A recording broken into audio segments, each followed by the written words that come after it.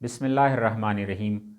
आज हम एक बहुत ही अहम टॉपिक के बारे में बात करने जा रहे हैं और वो है मोबाइल का इस्तेमाल और इसका हमारी ज़िंदगी के ऊपर इसका क्या इम्पैक्ट है। नो डाउट मोबाइल 21वीं सदी का सबसे बेहतरीन जो है इंस्ट्रूमेंट है और एक कम्युनिकेशन का ज़रिया है। और नो डाउट मोबाइल ने एक तरफ हमारी ज़िंदगियों में बहुत ही आसानियाँ पैदा की है। यानी हम इस बात से इनकार नहीं कर सकते कि मौजूदा दौर में कोई भी इंसान मोबाइल और मोबाइल से जो रिलेटेड टेक्नोलॉजी से है उन टेक्नोलॉजी से इंसान दूर नहीं रह सकता।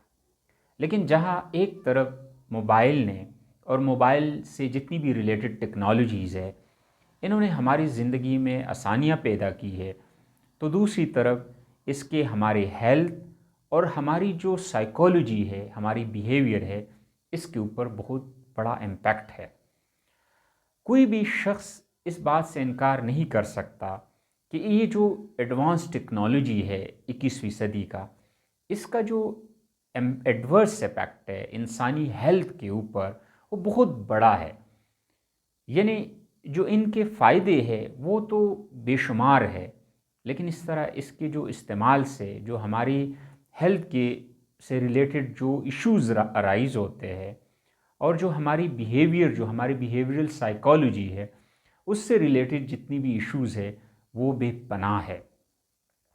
हम अपनी इस वीडियोस को एक सीरीज़ में लेके चलते हैं और सबसे पहले हम बात करते हैं कि जो प्रेग्नेंट लेडीज़ होती है उनके उनके आने वाले जो पैदा होने वाला बच्चा है उसके ऊपर इसका क्या इम्पैक्ट है। वैसे तो क्योंकि जो मोबाइल टेक्नोलॉजीज़ है इनकी कंपनियां ये बहुत ज़्यादा फंड्स बेस है, क्योंकि ये इकोनॉमिकली बहुत बड़ी कंपनियां हैं। और तो जो अकॉर्डिंग टू WHO जो जो आयनाइज रेज है और अनआयनाइज रेज है, यानी वो रेज जिनको हम अनआयनाइज रेज कहते हैं उनका इम्पैक्ट हेल्थ के ऊपर कम है। मोबाइल से जो रेज निकलती है मोबाइल टेक्नोलॉजी से, हमारी लैपटॉप से, ये रेज होती इलेक्ट्रोमैग्नेटिक यानी नॉन आयोनाइजिंग रे। इसका इम्पैक्ट इतना बड़ा नहीं होता, नो डाउट ऐसा ही है, लेकिन हम इसके इम्पैक्ट को इंसानी हेल्थ पर इग्नोर नहीं कर सकते। एक तरफ WHO ये बात कह रही है, ये मेरे पास रिपोर्ट मौजूद है, इसमें है कि ये जो इलेक्ट्रिक मैग्नेटिक वेव्स है इनका इम्पैक्ट ह्यूमन हेल्थ के ऊपर नहीं है। चलो हम इस बात को मान लेते हैं कि जो मोबाइल टेक्नोलॉजीज़ के रेज़ है उनका इम्पैक्ट हमारी ह्यूमन बॉडी पे इतना ज़्यादा नहीं है, लेकिन क्या हम इसके सोशल इम्पैक्ट को इग्नोर कर सकते हैं? अगर एक प्रेग्नेंट लेडीज़, ये रिपोर्ट से साबित है कि अगर प्रेग्नेंट लेडीज़ मोबाइल का इस्तेमाल पर डे यानी 24 आवर में 4 घंटों से ज़्यादा करती है तो उससे जो उसके हेल्थ के ऊपर इम्पैक्ट आता है वो सबसे बड़ा इम्पैक्ट है, क्योंकि 4 घंटे से ज़्यादा इस्तेमाल को हम कहते हैं एडिक्शन। और जब मदर यानी ड्यूरिंग प्रेगनेंसी मोबाइल एडिक्शन का शिकार होती है तो उसकी वजह से उनका जो डोपामिन लेवल है वो राइज करता है, क्योंकि mobile is a source of pleasure है। वो डिफरेंट चीज़ें जब मोबाइल स्क्रीन पर देखती है तो उससे क्या होता है, प्लेजर राइज होता है, और प्लेजर जो हार्मोन है वो डोपामिन है। और ये रिसर्च से साबित है कि जिन प्रेग्नेंट फीमेल्स में डोपामिन का लेवल राइज होता है उसका सबसे जो बड़ा इम्पैक्ट आता है वो उसके जो पेट में मौजूद बच्चा है वो इंसोमनिया काज होता है उसको, यानी उसके जो बोन की ग्रोथ है वो रुक जाती है। दूसरा ये है कि उसकी जो ब्रेन की जो डेवलपमेंट है वो उस पर असर होता है डोपामिन के लेवल राइज होने से।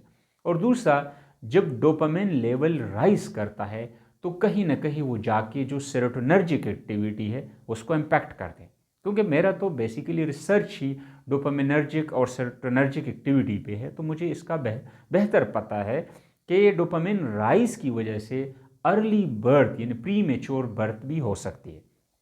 तो आप देखते हैं कि जो आजकल लेडीज़ है उनमें जो प्री मेच्योर बर्थ है उसकी रेशो क्यों ज़्यादा है? उसकी वजह है मोबाइल का ज़्यादा इस्तेमाल और उसका इम्पैक्ट साइकोलॉजिकल इम्पैक्ट होता है। दूसरा जो इलेक्ट्रोमैग्नेटिक बेस्ड वेव्स जो होती है उसका भी इम्पैक्ट है। ये बात बिल्कुल गलत है कि इन इलेक्ट्रोमैग्नेटिक वेव्स का इम्पैक्ट नहीं है, इम्पैक्ट है।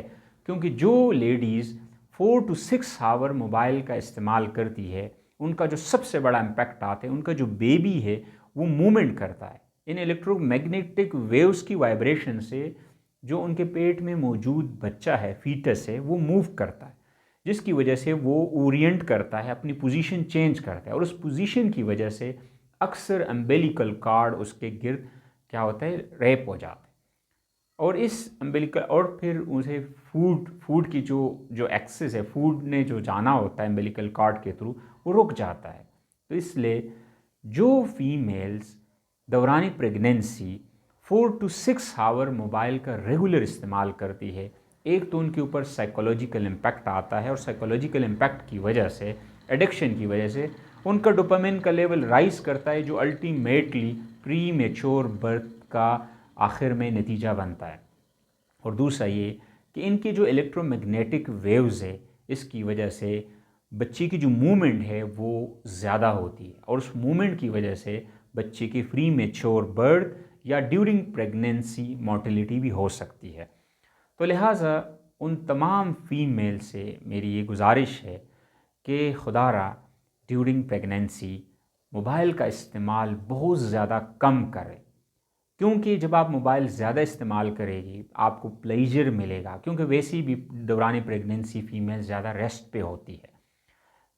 तो उस रेस्ट के दौरान वो अपने आप को बिज़ी रखने के लिए मोबाइल का इस्तेमाल करती है और जब वो मोबाइल ज़्यादा इस्तेमाल करते हैं उनका डोपामिन लेवल राइज़ होता है, जिससे उनके अंदर जो हार्मोनल इम्बैलेंस राइज़ होता है। और जब हार्मोनल इम्बैलेंस राइज होता है, एक तरफ तो बच्चे का जो ग्रोथ है वो उसके ऊपर इफेक्ट होता है और दूसरा अल्टीमेटली ये तमाम कंडीशन मिलके जो प्री मेच्योर बर्थ है। और आप आजकल देख रहे कि हमारे सोसाइटी में मोबाइल के इस्तेमाल से स्पेशली प्रेग्नेंट फीमेल्स के अंदर एक और बीमारी भी राइज कर रही, और वो यहाँ पे रिपोर्ट्स है तकरीबन 60% फीमेल्स में ये बीमारी राइज हो रहा है, और वो है डिस्थीमिया। अभी रिसेंटली आप लोगों ने इसके बारे में BBC ने रिपोर्ट किया है। डिस्थीमिया ये परसिस्टेंट साइकोलॉजिकल डिसऑर्डर है, यानी परसिस्टेंट डिप्रेशन डिसऑर्डर हम इसको कहते हैं, परसिस्टेंट डिप्रेशन डिसऑर्डर। इसमें क्या होता है कि उनका जो फीडिंग है, फीड वो और बेचैनी होती है मरीज़ को और ज़्यादा अनकम्फर्टेबल फील करता है। तो प्रेग्नेंट फीमेल में स्पेशली साइकोलॉजिकल इश्यूज़ बहुत ज़्यादा राइज करते हैं। जब जो फीमेल दौरानी प्रेगनेंसी ज़्यादा मोबाइल इस्तेमाल करती है उनमें तकरीबन 90% डिस्थीमिया के चांसेस है, और डिस्थीमिया का इम्पैक्ट जो है वो सबसे ज़्यादा ब्रेन डेवलपमेंट, जो फीटस के ब्रेन डेवलपमेंट पे होता है। तो लिहाजा अगर फीमेल्स चाहती है कि उनका जो बच्चा है, आने वाला बच्चा जिस दुनिया में, वो सेहतमंद हो, उसे कोई बीमारी ना हो, उसे साइकोलॉजिकल डिसऑर्डर ना हो और उनकी अपनी हेल्थ भी सेफ रहे, तो उन्हें इस बात का ख्याल रखना पड़ेगा कि वो मोबाइल का कम से कम इस्तेमाल करे दौरानी प्रेगनेंसी। इसके बाद हम इंशाल्लाह अपनी अगली वीडियो में बात करेंगे कि मोबाइल का जो छोटे बच्चे हैं उनकी हेल्थ और साइकोलॉजी पे क्या असर होता है। तो ये डिटेल में हम अपनी नेक्स्ट जो आने वाली वीडियो है हम उसमें डिटेल में आपको बताएंगे कि इसके दो इम्पैक्ट्स होते हैं, एक उनके हेल्थ के ऊपर और दूसरा साइकोलॉजी के ऊपर। Thank you so much.